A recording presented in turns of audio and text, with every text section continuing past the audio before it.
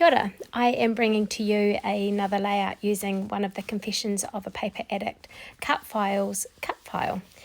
You can find this on the Etsy store, and I'll link that up below. So to start with, I'm going to just use the mustard seed distress oxide and a little bit of water, and I'm going to just use some bubble wrap that I had from some packaging just to add a bit of texture or a bit of something extra to the background of the white daisy cardstock.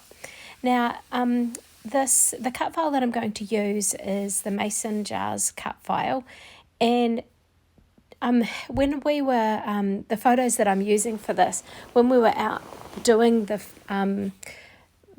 what the layout's going to be about, I thought of the cut file that I'd seen, and I was like, yes, I know what I'm going to use, how I'm going to document this page.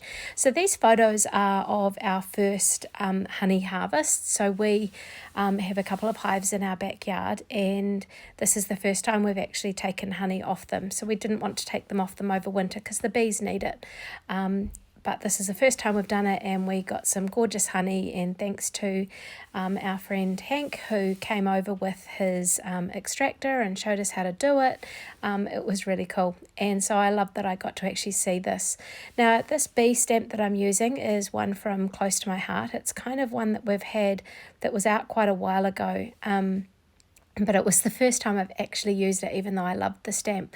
Now I've already gone ahead and backed this cut file and I used some different yellow scrap papers from my scrap paper packet, and then added some different coloured tops that I thought sort of suited the colours of the photos.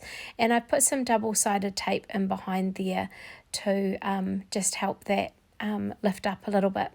So I'm going to back each of the photos with another scrap paper that I found, and I'm just adhering these down and sticking that onto the paper, and then I'm just going to use, I think, some scissors. No, I'm going to use my trimmer. It must have been handier than the scissors. Now the zip strip there I am going to use on the layout as well. Not quite sure where to start with, but it does have its place. I decided not to put it down the bottom there because I didn't want it to cover that wee bee that I had just coming onto the page at the bottom. But just a general backing of each of these, and this blue was quite lovely with the yellows on the page. You'll notice that I flipped over the mat there. The back of this mat has got a foam side to it, which is brilliant for really good stamp images. So I love that it's 12 by 12, and when I was stamping with the bees, I knew that by doing that I would get some really good images. So just use the tape runner on there and just sticking that down. I made sure there was a good amount at either end of that zip strip. Now it looks like I'm covering all of the zip strip up after all that effort, but I'm not going to. I'm just going to have aspects of it peeking in and around.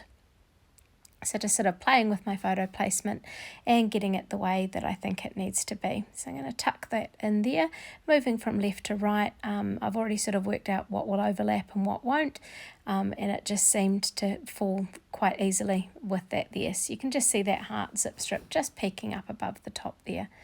So I am actually quite happy with how this layout's looking, but I decided to use some of the stickers from the Candid Moments collection. I had initially had a few of the the patterned papers out from this collection, but decided that I wanted to do that distressed background, sort of like the honey going everywhere with that yellow. And there's just a few stickers on there that I decided to pull out, and then there's some sort of sunbursts or wee flower bursts or something that they looked quite cute just scattered around the page. Now I decided to use this blue sticker as sort of my journaling spot, and it sort of anchors the whole story down into that blue, and then I just pull out some of these hearts and pull out some of the blue ones to balance that sort of circle that's tucked in down the bottom there. So these stickers, just popping them at random places so that they're tucked in behind and peeking out from different aspects of the page. And pretty much there we have the layout ready to go. I hope that you've enjoyed seeing this Mason Jars cut file being used, and I thank you for watching.